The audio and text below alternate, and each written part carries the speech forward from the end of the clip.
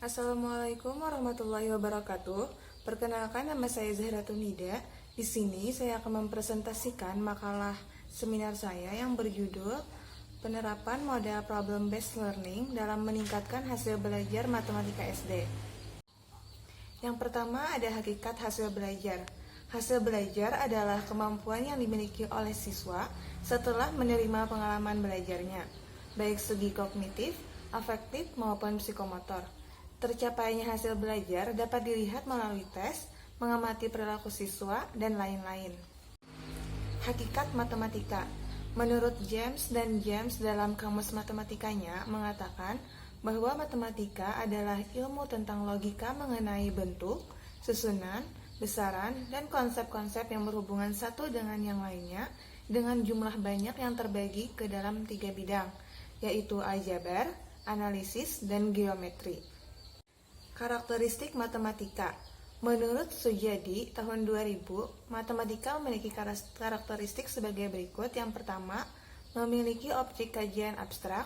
Yang kedua, bertumpu pada kesepakatan. Yang ketiga, berpola pikir deduktif. Yang keempat, memiliki simbol yang kosong dari arti. Yang kelima, memperhatikan semesta pembicaraan. Yang keenam, konsisten dalam sistemnya. Pembelajaran matematika SD. Pembelajaran matematika adalah proses pemberian pengalaman belajar kepada peserta didik melalui serangkaian kegiatan yang terencana sehingga peserta didik memperoleh kompetensi tentang bahan matematika yang dipelajari, menurut Mohsetio tahun 2007. Tujuan pembelajaran matematika. Menurut kurikulum KTSP tahun 2006 SD atau MI, mata pelajaran matematika bertujuan agar peserta didik memiliki kemampuan sebagai berikut. Yang pertama, memahami konsep matematika, menjelaskan keterkaitan antar konsep dan mengaplikasikan konsep atau logaritma secara luas, akurat, efisien, dan tepat dalam pemecahan masalah. Yang kedua, menggunakan penalaran pada pola dan sifat, melakukan manipulasi matematika dalam membuat generalisasi, menyusun bukti, atau menjelaskan gagasan dan pernyataan matematika.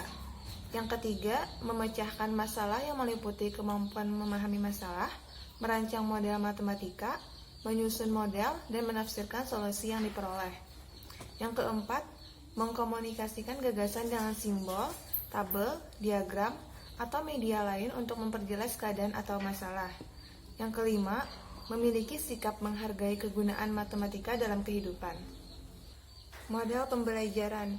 Menurut Arens, model pembelajaran adalah suatu perencanaan atau suatu pola yang digunakan sebagai pedoman dalam merencanakan pembelajaran di kelas atau pembelajaran tutorial. Model pembelajaran mengacu pada pendekatan pembelajaran yang akan digunakan, termasuk di dalamnya tujuan-tujuan pengajaran, tahap-tahap dalam kegiatan pembelajaran, lingkungan pembelajaran, dan pengelolaan kelas, menurut Trianto tahun 2007. Problem Based Learning atau PBL. Menurut Nur Hadi tahun 2004, pembelajaran berbasis masalah atau Problem Based Learning adalah suatu model pembelajaran yang menggunakan masalah dunia nyata sebagai suatu konteks bagi siswa untuk belajar tentang cara berpikir kritis dan keterampilan pemecahan masalah, serta untuk memperoleh pengetahuan dan konsep yang esensial dari materi pelajaran. Karakteristik problem-based learning. Yang pertama, permasalahan menjadi starting point dalam belajar. Yang kedua, permasalahan yang diangkat adalah permasalahan yang ada di dunia nyata yang tidak terstruktur. Yang ketiga, permasalahan membutuhkan perspektif ganda. Yang keempat, permasalahan menantang kemampuan yang dimiliki oleh siswa, sikap, dan kompetensi yang kemudian membutuhkan identifikasi kebutuhan, belajar, dan bidang baru dalam belajar. Yang kelima, belajar pengarahan diri menjadi hal utama. Yang keenam, pemanfaatan sumber pengetahuan yang beragam. Yang ketujuh, belajar adalah kolaboratif, komunikasi, dan kooperatif. Yang kedelapan, pengembangan keterampilan inquiry dan pemecahan masalah sama pentingnya dengan penguasaan isi pengetahuan untuk mencari solusi dari sebuah permasalahan. Yang kesembilan, keterbukaan proses dalam pembelajaran berbasis masalah meliputi sintesis dan integrasi dari sebuah proses belajar. Yang terakhir atau yang ke-10, Pembelajaran berbasis masalah melibatkan evaluasi dan review pengalaman siswa dan proses belajar. Kelebihan model problem-based learning. Yang pertama, mengembangkan jawaban yang bermakna bagi suatu masalah yang akan membawa siswa mampu menuju pemahaman lebih dalam mengenai suatu materi. Yang kedua, PBL memberikan tantangan kepada siswa sehingga mereka bisa memperoleh kepuasan dengan menentukan pengetahuan baru bagi dirinya sendiri. Yang ketiga, PBL membuat siswa selalu aktif dalam pembelajaran. Yang keempat, PBL membantu siswa untuk mempelajari bagaimana cara untuk mentransfer pengetahuan mereka ke dalam masalah dunia nyata. Yang kelima, PBL dapat mengembangkan keterampilan berpikir kritis setiap siswa, serta kemampuan mereka untuk beradaptasi untuk belajar dengan situasi yang baru. Yang keenam, menantang kemampuan siswa, serta memberikan kepuasan untuk menentukan pengetahuan baru bagi siswa. Yang ketujuh, dapat meningkatkan aktivitas belajar siswa. Yang kedelapan, dapat membantu siswa bagaimana mentransfer pengetahuan mereka untuk memahami masalah dalam kehidupan nyata. Kekurangan model problem-based learning. Yang pertama, siswa yang terbiasa dengan informasi yang diperoleh dari guru dan guru merupakan narasumber utama akan merasa kurang nyaman dengan cara belajar sendiri dalam pemecahan masalah. Yang kedua, jika siswa tidak memiliki minat atau tidak mempunyai kepercayaan bahwa masalah yang dipelajari sulit untuk dipecahkan, maka mereka akan merasa enggan untuk mencoba masalah memerlukan cukup waktu untuk persiapan.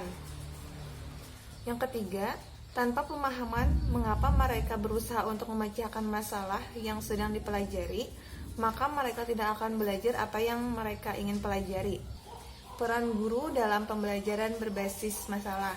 Peran guru dalam pembelajaran berbasis masalah adalah sebagai berikut. Yang pertama, menyiapkan perangkat berpikir siswa. Yang kedua, menekankan belajar kooperatif. Yang ketiga, memfasilitasi pembelajaran kelompok kecil dalam pembelajaran berbasis masalah.